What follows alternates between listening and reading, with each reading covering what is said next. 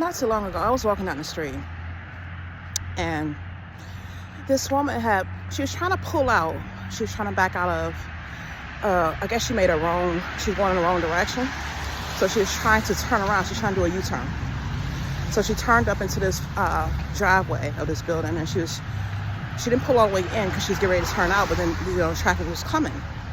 They're approaching, and she saw the traffic approach. She didn't pull her car up. She could have pulled her car up and moved out of the way so the traffic continued to go by, but she kept the rear part of her vehicle sitting halfway in the middle of the street, taking up one whole lane. And so other drivers were forced to go around her, and some of them were blowing their horns, out of frustration. And so the woman got mad, blew her horn back, and then yelled out her window. She rolled her window down, yelled out, "Just go to F around." And so the Lord showed me what's going on with a lot of people, a lot of us. We suffer from what is called entitlement. The woman clearly was in the wrong because she had her car sitting in the middle of a street blocking traffic. All she had to do was pull her car up.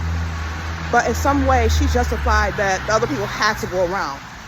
And it's like, what the Lord was showing me is that a lot of times when we do wrong to others, we have this sense of entitlement where we don't see the wrong that we have done. And we believe that everybody, the people we hurt, that they're the problem.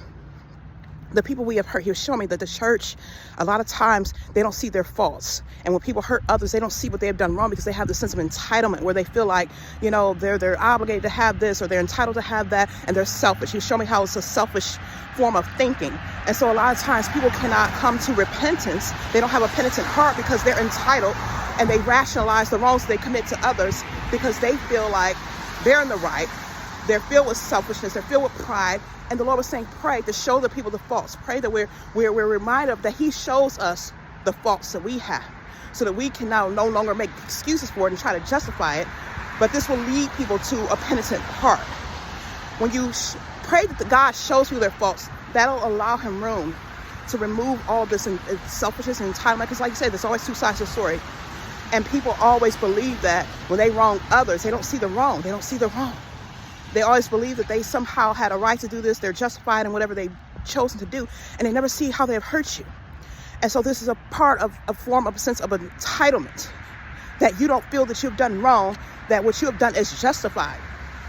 And so God as the judge, that's what it means to have a judge and a mediator. Because when two parties cannot get along, or when everyone believes that they're in the right, you need the judge to stand in. And that's what God is. He is a judge. And he is our mediator. And he is here to show each other. He's here to be a fair. That's what he means. There's no partiality with him. He knows what's right and what's wrong.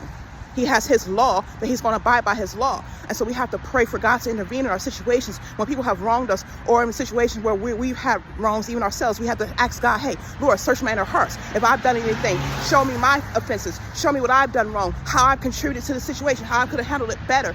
Lord, remove any iniquities from me. That's what David prayed all the time. Lord, purge me of any iniquities, any wrongdoings. Give me your heart of God. And so we have to start praying and asking God to intervene in every situation. We are a judge because he is not going to show partiality, to show others their wrongs when they have been wrong and they've done wrong to us, and show us if any way we have caused any problems, any wrong that's still inside of us, because we all have room to grow. So I just want to let you all know that. I hope you all have a happy Sunday, and peace.